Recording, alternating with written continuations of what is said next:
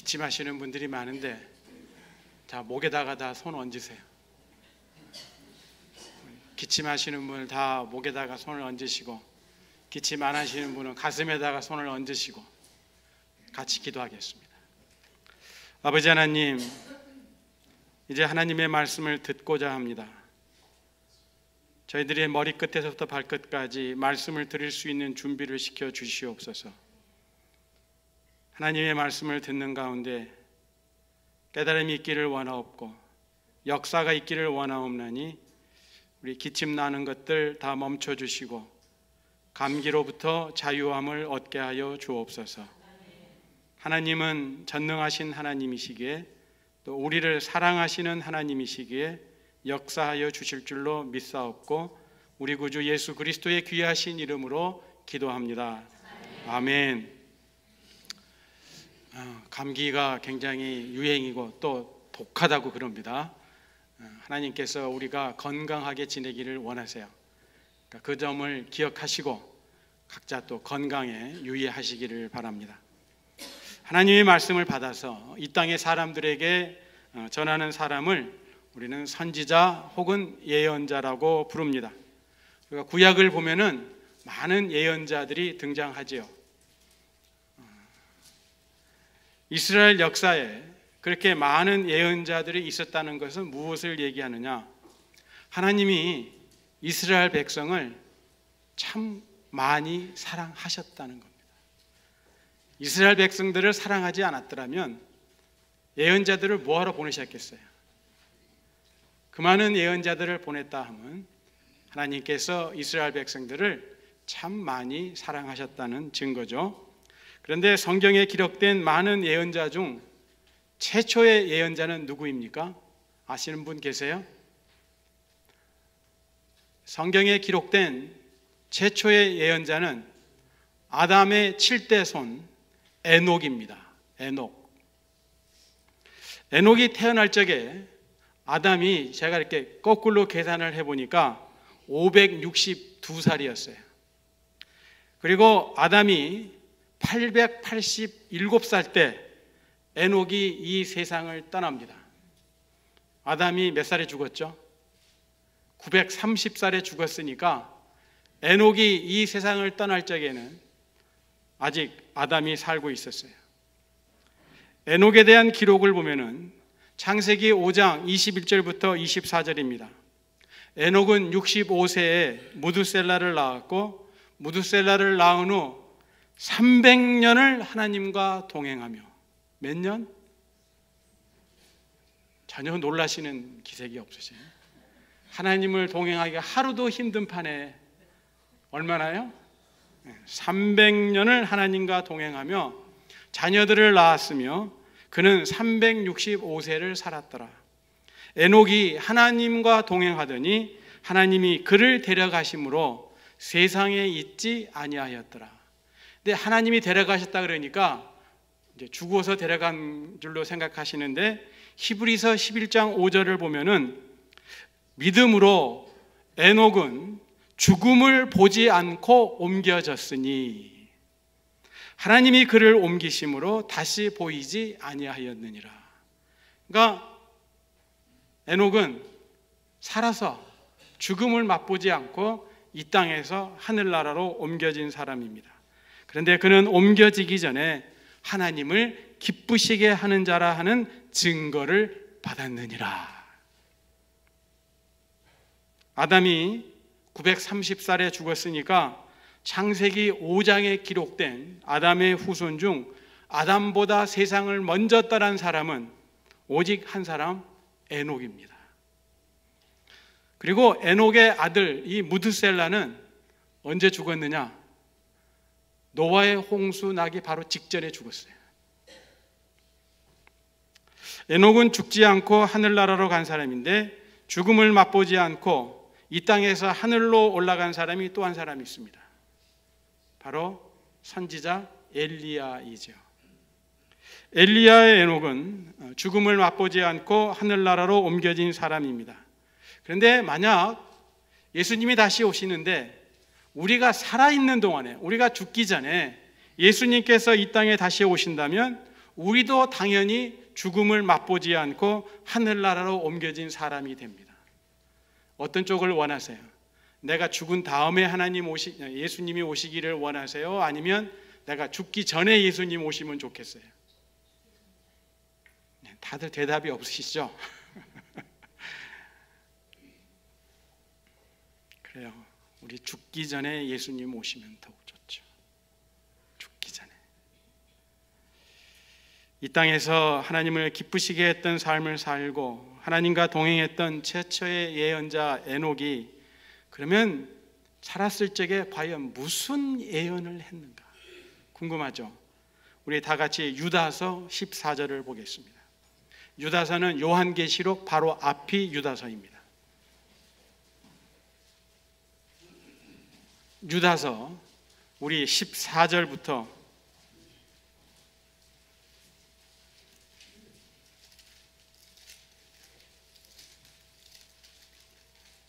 다 같이 읽겠습니다. 16절까지 14절 시작. 아담의 7대 손 에녹이 이 사람들에 대하여도 예언하여 이르되 보라 주께서 그 수만의 거룩한 자와 함께 임하셨나니 이는 뭇사람을 심판하사 모든 경건하지 않은 자가 경건하지 않게 행한 모든 경건하지 않은 일과 또 경건하지 않은 죄인들이 주를 거슬러 한 모든 완악한 말로 말미암아 그들을 정죄하려 하심이라 하였느니라.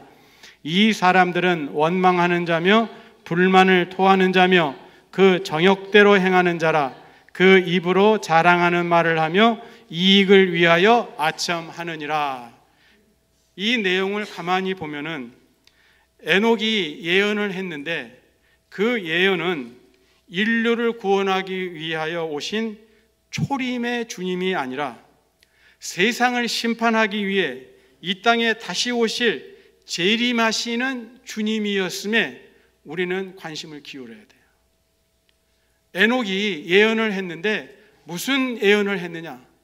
주님이 다시 오신다는 거예요. 거룩한 자들 수만 명의 아주 무수한 많은 거룩한 자들과 함께 오셔서 경건하지 않은 자들을 심판하실 것이다 그랬어요. 그러니까 예수님의 초림 얘기요 아니면 재림 얘기요? 재림 얘기.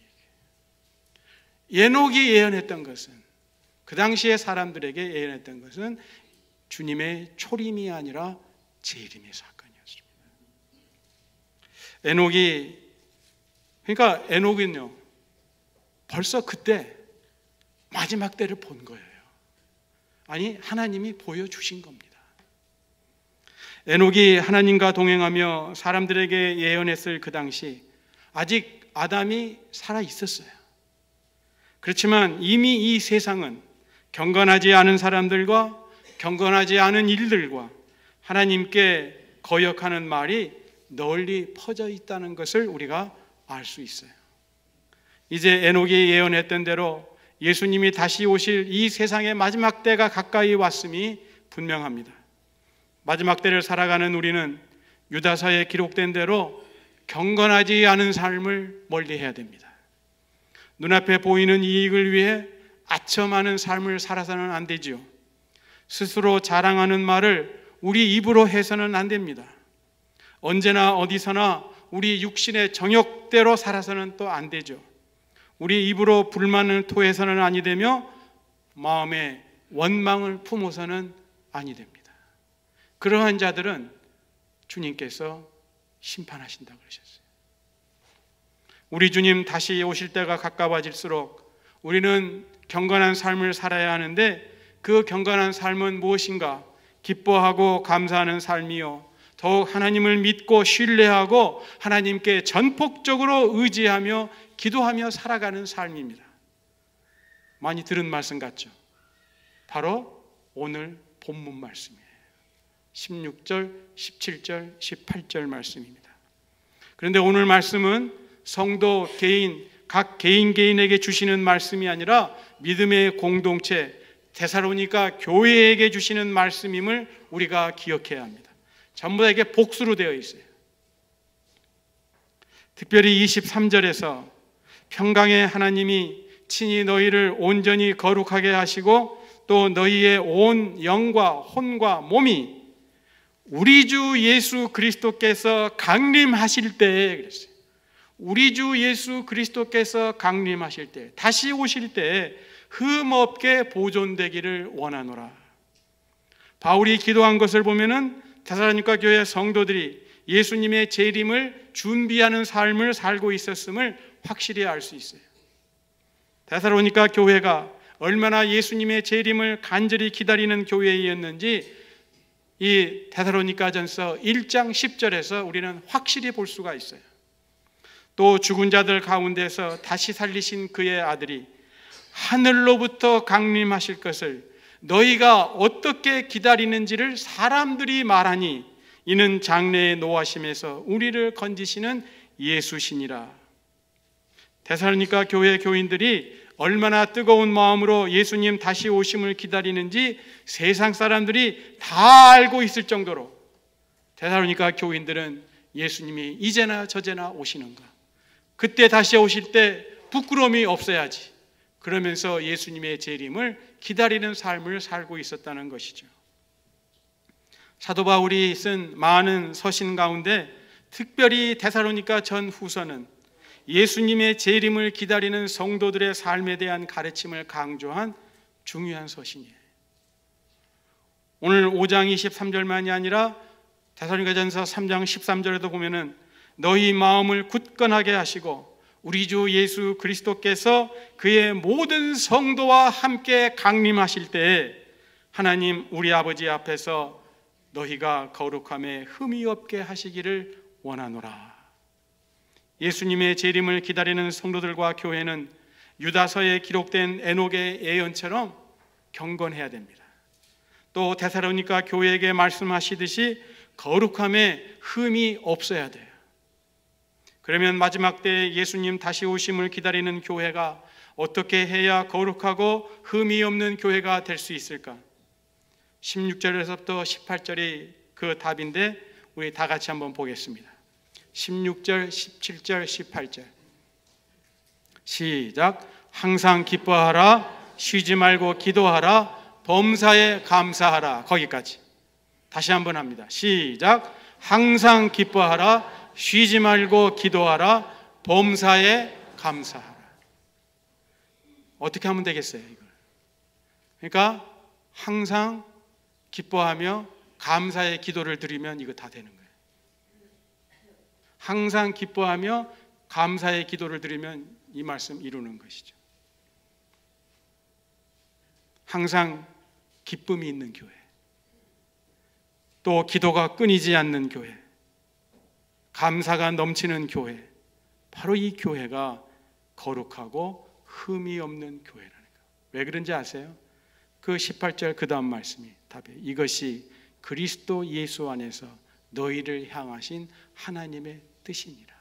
그리스도 예수 안에서 우리를 향하신 하나님의 뜻대로 순종하는 교회, 바로 거룩하고 흠이 없는 교회임이 분명합니다. 또한 교회는 성령, 또 어떤 사본에는 성령의 불, 이렇게 되어 있는 사본도 있어요. 교회는 성령 혹은 성령의 불을 소멸해서는 안 돼요. 이 불이라는 것은요, 두 가지 기능이 있잖아요. 하나는 어두운 데를 환하게 밝게 비치는 기능이 있고, 또한 뜨겁게 합니다. 그래서 우리 안에 계신 성령님, 우리 심령을 밝게 비추시며 우리 마음을 뜨겁게 하시는 성령님이신데, 그 성령 하나님을 소멸하지 않게 하려면 어떻게 해야 되는가? 그 답은 바로 어디에 있어요? 16절, 17절, 18절 말씀. 항상 기뻐하고 쉬지 말고 기도하며 범사에 감사하는 거예요. 그렇게 하는 교회에서는 결코 성령님이 소멸되는 법이 없습니다. 우리가 많이 들은 말이에요. 우리가 기뻐하면, 막 웃으면 우리 몸에서 뭐가 생긴다 그러죠? 그건 잘하셔. 몸에 대한 얘기하면 잘하셔. 네, 우리가 기뻐하고 웃으면 몸에서 엔돌핀이 막 샘솟는다 그러죠. 근데 그 엔돌핀이 우리 건강에 아주 좋다 그러잖아요. 이처럼 우리가 하나님 앞에 모일 때마다 우리 모두가 기뻐하면 우리 안에 거하시는 성령님도 덩달아 기뻐하셔요. 막 사정없이 역사하시는 거예요. 또한 우리가 쉬지 않고 성령님 우리 가운데 충만하시옵소서 이렇게 기도하면 우리에게 좋은 것으로 주시는 하나님 아버지께서 우리로 하여금 성령 충만하도록 해주세요. 오늘 이창고 장로님, 목사님에게 성령 충만하게 하시자 기도하시면 너무 감사해요. 그리고 오늘 말씀 23절은요 사도 바울의 간구예요. 기도입니다. 주님 강림하실 때 거룩하고 흠이 없는 교회가 되도록 하나님께서 보존해 주시기를 간구하는 기도예요. 거룩하고 흠이 없는 교회, 성령님이 소멸될 이유가 없지요. 그러므로 마지막 때를 살아가는 우리는, 특별히 우리 교회는 쉬지 말고 기도해야 돼요. 교회가 행하는 모든 일이 잘 되게 해 주십시오. 우리가 기도해야 되겠지만 또한 우리 교회가 하나님 앞에서 거룩하고 흠이 없는 우리 영락교회가 되게 해달라고 주일 예배 때나 소그룹 성경 공부 모임 때나 구역 예배 때나 남녀 선교회 소망의 모임 때나 또 혹은 소그룹 기도 모임 때나 우리가 모일 때마다 시간 있을 때마다 우리 교회가 거룩하고 하나님 앞에서 거룩하고 흠이 없는 교회가 되게 해주소서 기도해야 돼요. 그리고 범사에 감사하는 교회를 향해 성령께서 조용히 계실 리 없고 더군다나 그 감사하는 교회를, 범사에 감사하는 교회를 떠나실 리가 없지요. 떠날 이유가 없어요. 우리도 그렇잖아요. 우리 자녀들이 우리를 향해서 아버지 어머니 감사합니다, 고맙습니다 이렇게 말하면 자녀들에게 뭐 더 해주고 싶은 것이 우리들의 심정이에요. 크고 작은 모든 일에 감사하는 교회, 하나님께서 우리가 생각지도 못하고 상상하지도 못한 크고 놀라운 일을 성령님을 통해 이루어 주실 것이 분명합니다. 제가 여러분에게 한 가지 물을게요. 항상 기뻐하는 거 돈 들어요, 안 들어요? 힘이 들어갑니까, 안 들어갑니까? 근데 왜 안 하세요? 범사에 감사하는 거 돈 들어요? 돈 들어요, 안 들어요? 근데 왜 안 해요? 돈도 안 들어가는데. 자, 기억하십시다. 항상 기뻐하자. 항상 기뻐하자. 근데 얼굴을 돌같이 굳게 하고 항상 기뻐하자 그러면 하나님이 보시고 다시 한번 항상 기뻐하자. 쉬지 말고 기도하자. 모든 일에 감사하자. 이게 답이요, 답. 또한 교회는 오늘 19절 말씀, 20절 말씀처럼 예언을 멸시해서는 안 돼요. 마지막 때를 살아가는 교회에서 예언을 멸시해서는 안 돼요. 여기서 예언이라 하면 우리 예배 순서 중 강단에서 선포되는 설교라고 보면 됩니다. 데살로니가 교인들은 사도 바울 일행이 전하는 말씀을 사람이 전하는 말이 아니라 하나님의 말씀으로 받아들였습니다. 그래서 그 말씀이 그들 가운데 크게 역사하였고 더 말할 것이 없는 교회가 되었던 거예요. 그리고 교회는 범사에 헤아려 좋은 것은 택하고 악한 것은 모양이라도 버려야 돼요. 그런데 이 헤아리는 일, 헤아린다는 얘기는 시험해보고 분별한다 이 말이에요. 시험하고 분별하는 일을 어느 한 개인이 하는 것이 아니라 공동체가 함께 하는 거예요. 어느 한 사람이, 지도자나 혹은 교인 중에 한 사람이 헤아려 시험해보고 분별해서 이게 옳은 겁니다, 이게 틀린 겁니다 이렇게 하는 것이 아니고 공동체가 모여서 함께 헤아려보고 시험해보고 함께 분별하는 거예요. 그런데 오늘날 개인주의가 너무 팽배해서요, 심지어 교회 나오는 분들 가운데서도 나만 잘 믿으면 되지 뭐, 나만 잘하면 되지 뭐, 이런 생각을 가지고 있는 분들이 계세요. 바른 크리스찬입니까? 잘못된 크리스찬입니까? 물론 내가 잘해야 되죠. 그런데 예수님이 말씀하신 것, 성경이 우리에게 가르치는 것은 나만 잘하라고 가르치지 않고 있어요. 우리가 오늘 보지는 않았지만 오늘 14절을 한번 보세요. 14절. 데살로니가전서 5장 14절. 같이 한번 읽습니다. 시작. 또 형제들아 너희를 권면하노니 게으른 자들을 권계하며 마음이 약한 자들을 격려하고 힘이 없는 자들을 붙들어주며 모든 사람에게 오래 참으라 그랬어요. 혼자만 잘하라 그랬어요? 무슨 말이에요? 옆에 사람 돌봐라 그랬어요. 옆에 사람 돌봐서 같이 잘 되라 그랬어요. 그래서 게으른 자들을 권계하며, 우리 가운데 마음이 약한 자들이 있잖아요. 그들에게는 어떻게 하라? 격려하고, 또 우리 가운데 힘이 없는 분들 계시잖아요. 어떻게 하라고요? 붙들어주고, 그리고 모든 사람에게 오래 참으라. 이게 공동체예요. 이게 공동체. 말로만 공동체 아니에요. 나만 잘하면 되는 게 아니에요. 물론 나도 잘해야 되겠죠. 그러나 옆 사람도 잘 되도록 붙들어주고 격려해주고 같이 가는 것, 이것이 공동체요 주님께서 원하시는 교회입니다. 그런데 헤아리는 일, 시험하고 분별하는 일을 어떻게 하라? 한 사람이 하지 말고 공동체가 함께 하라는 겁니다. 이렇게 할 적에 교회는 쉽게 연합이 됩니다. 하나가 될 수가 있어요. 서로를 존귀하게 여기며 사랑하게 되어 거룩하고 흠이 없는 교회, 경건을 이루는 교회로 나가게 되는 거예요. 그러므로 마지막 때를 당한 우리 교회의 모습은 다시 오실 하나님의 어린 양 예수 그리스도의 신부로서 거룩하고 흠이 없는 경건한 교회로 더욱 성숙하고 성장해 가야 합니다. 그런데 어떻게 거룩하고 흠이 없는 경건한 교회로 더욱 자랄 수 있겠는가? 하나님의 뜻대로 하면 되는데 그 길이 바로 항상 기뻐하며 쉬지 말고 기도하며 마지막 범사에 감사하는 교회가 되는 거예요. 그런데 교회의 이러한 모습은 하루아침에 되는 것이 아니고 꾸준한 훈련을 통해서만 가능합니다.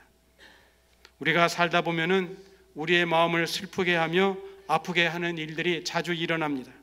그래서 우리의 기쁨을 순식간에 날려버려요. 어떻게 다시 그 기쁨을 회복할 수 있을까요? 여러분, 기쁨은요, 우리의 선택입니다. 어떠한 상황 속에서 내가 기뻐할 것인가, 화를 낼 것인가, 내가 염려하고 근심할 것인가, 아니면 기뻐할 것인가, 그건 내가 선택하는 거예요. 우리가 그런 경우 종종 보잖아요.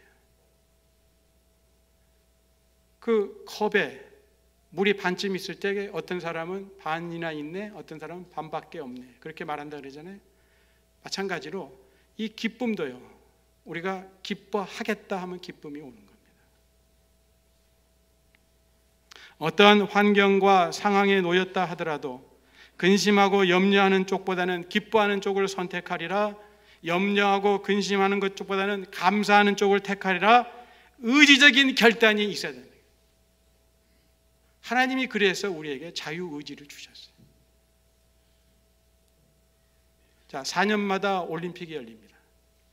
올림픽이 열리면 우리는 선수들의 힘찬 모습과 또 우아하고 아름다운 자세, 그리고 끈기에 박수를 보냅니다. 그렇지만 우리가 보낸 것은 마지막에 승리자의 환희에 찬 모습과 또 반대로 이루고자 했던 것을 이루지 못해서 아쉬워하는 선수들의 모습입니다.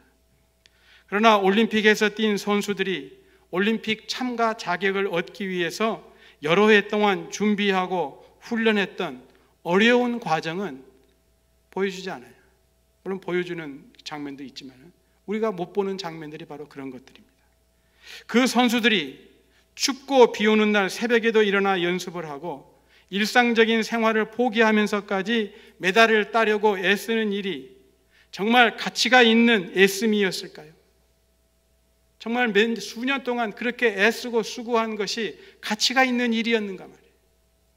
이 질문에 대한 대답은 오직 경기에 참석한 후에만 할 수 있지 않겠어요?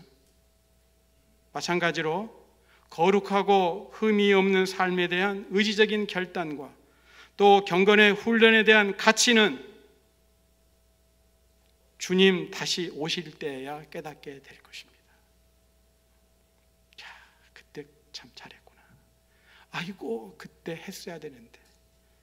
그때는 후회해도 늦었습니다. 다시는 기회가 없지요.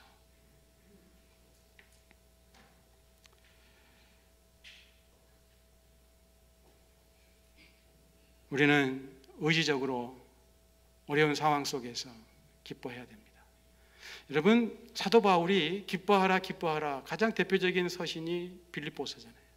그리고 이 데살로니가 전서에서도 기뻐하라로 오늘 시작합니다. 오늘 기쁨, 대림절 세 번째 주일 촛불이 기쁨의 상징인데, 그런데 그 빌립보 교회나 또 데살로니가 교회가 사도 바울이 이 편지를 쓸 당시에 어떤 상황에 있었느냐? 환난 가운데 있었어요. 환난 가운데. 환난 가운데 우리가 있다면 염려하고 근심하고 두려움 속에 있을 것이 뻔한 거예요. 그런데 사도 바울은 뭐라 그래요? 기뻐하라는 거예요. 왜? 기쁨은 의지적인 선택이기 때문에 기뻐하라는 쪽을 선택하라는 것이죠. 그래서 기도가 안 될 적에도 우리는 기도해야 됩니다. 감사가 안 나올 적에도 무조건 자중한 하나님 감사합니다 해놓고 보는 거예요. 그러면 감사의 조건들이 생각이 나요. 자, 다시 한번 해보십시다. 항상 기뻐하자. 쉬지 말고 기도하자. 범사에 감사하자. 이제 더 안 해도 되잖아요. 잘하는 말씀이잖아요. 그래서 멍하니 있을 적에 이 말씀 한번 해보자. 하늘을 향해서 한번 해보세요. 어떤 일들이 벌어지는가. 우리의 의지적인 결단이 중요합니다. 자, 그런데 하나님 앞에서 거룩하고 흠이 없는 삶은 우리의 스스로의 결단과 훈련만 가지고는 안 된다는 것을 또한 기억해야 돼요. 24절 말씀을 믿음으로 받아들여야 됩니다. 24절을 믿음으로 받아들일 때 의지적인 결단이 쉽게 되며 또한 16절부터 22절의 말씀이 이루어지는 놀라운 체험을 하게 됩니다. 다 같이 한번 24절을 보십시다. 시작. 너희를 부르시는 이는 미쁘시니 그가 또한 이루시리라. 미쁘다 하면 신실하다는 뜻이에요. 즉 말한 대로 행한다는 뜻입니다. 그러므로 하나님은 말씀하신 것을 반드시 이루시는 분이에요. 한 번도 하나님은 속된 말로 오리발 내미신 적이 없으시다 이 말이에요. 내가 언제 그런 말 했니? 여러분에게 묻습니다. 여러분은 하나님이 부르신 사람이라고 믿습니까? 나는 하나님이 부른 사람이야. 믿으세요? 자, 그렇다면 2장 12절을 펼쳐서 한번 보세요. 2장 12절.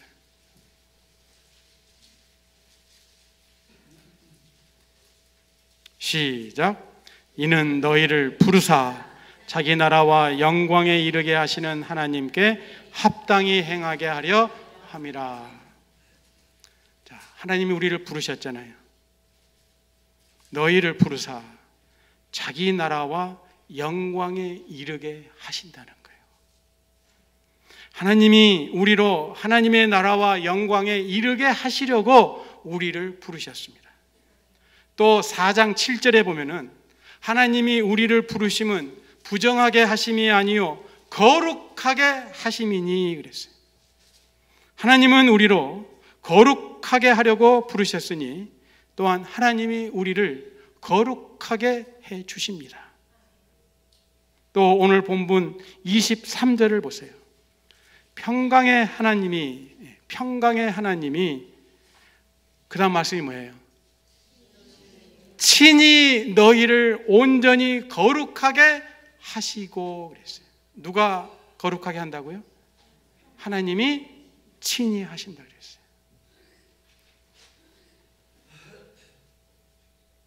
하나님이 우리를 친히 온전히 거룩하게 해 주십니다. 그러므로 마지막 때에 거룩하고 흠이 없는 교회가 되며 성도가 되는 것은 우리의 노력과 우리의 의지로 되는 것이 결코 아니에요. 하나님이 그렇게 해 주시기 때문에 이루어지는 거예요. 그러므로 우리가 24절의 말씀을 확실하게 믿는다면 이 땅에서의 염려와 근심에서 벗어나 항상 기뻐하는 천상의 삶을 누릴 수가 있어요. 하나님께 간구하는 기도를 드리게 됩니다. 그리고 범사에 감사가 나오면 우리 안에 계신 성령님이 소멸될 리가 없어요. 그런데 기억할 것은요, 우리가 스스로 의지적인 결단이 없다면, 우리에게 의지적인 결단이 없다면 하나님께서도 잠잠히 계십니다. 우리가 손 내밀지 않는데 하나님께서 붙잡아 주시지 않는다. 그러니까 어떻게 해야 돼요? 하고자 하는 우리의 마음이 있어야 됩니다. 거룩하게 되고자 하는 우리의 마음이 있어야 돼요.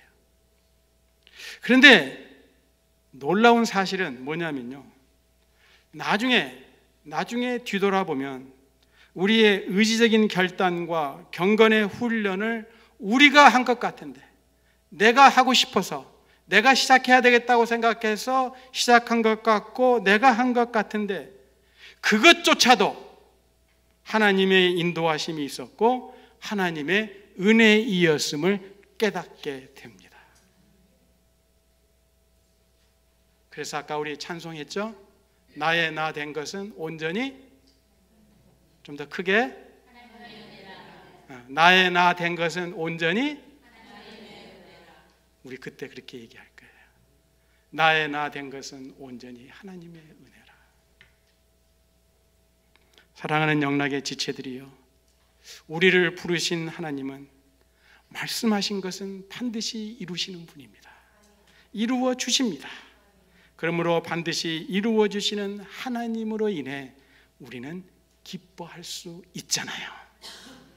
그 하나님이 나와 함께 하신다는 사실, 그거 하나만 가지고도 우리는 기뻐할 수 있어요.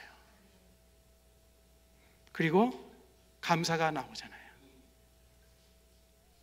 또한 말씀하신 것은 반드시 이루어 주시는 하나님이시기에 우리는 하나님 이루어 주세요, 이루어 주세요, 이루어 주세요 쉬지 않고 기도할 수 있게 됩니다. 기도하십시다.